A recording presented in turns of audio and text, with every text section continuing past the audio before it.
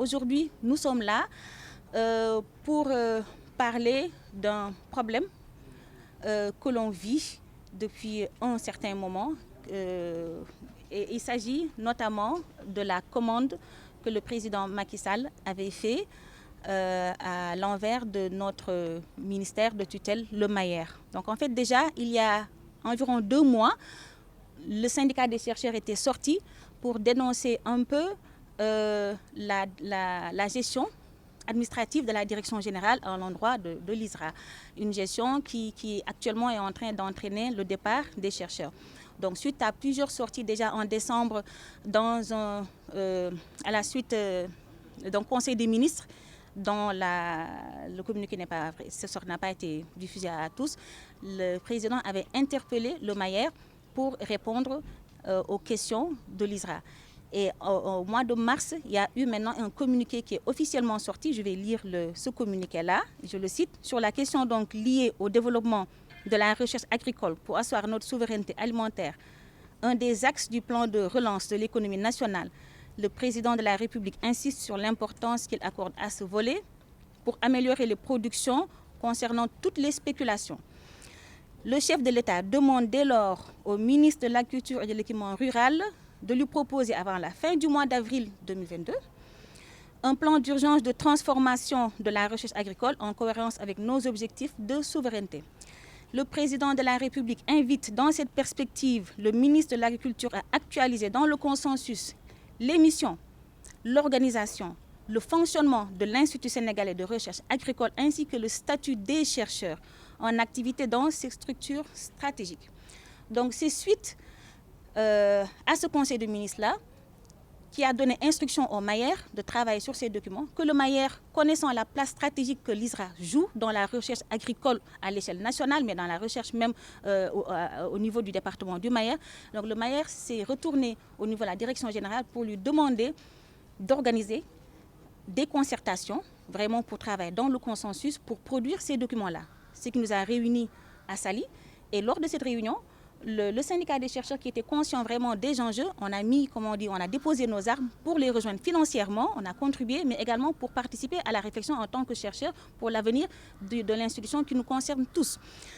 Cette réflexion a été scindée en 2 parties. Une première partie a travaillé sur le document de transformation de la recherche agricole, une autre partie sur la révision du fonctionnement des missions de l'ISRA.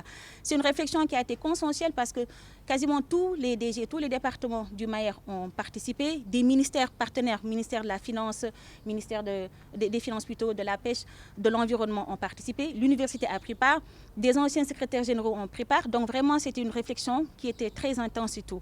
Voilà, mais sauf qu'au bout de ces réflexions, qui nous ont pris beaucoup de temps et au bout de même plusieurs d'autres séries de réunions, la grosse, voilà, autant pour moi, on n'a toujours aucun document, on n'a aucun retour de la direction générale. Et donc, nous jugeons que ce n'est pas correct d'inviter des gens à une réflexion, de travailler avec eux, de ne pas partager ces documents avec ces gens-là. Et pire encore, l'une des demandes fortes qui était sortie dans la commande du président, c'était le statut des chercheurs, fait l'objet d'un blocus dans le sens où ce document est prêt à l'envoi. C'est un document sur lequel on a beaucoup travaillé avec d'autres partenaires en dehors même de l'ISRA parce qu'ils souhaitent le garder au niveau du règlement d'établissement pour des raisons qui ne sont pas clairement définies. Ce qu'on déplore, c'est le manque de communication de la direction générale, c'est le manque de transparence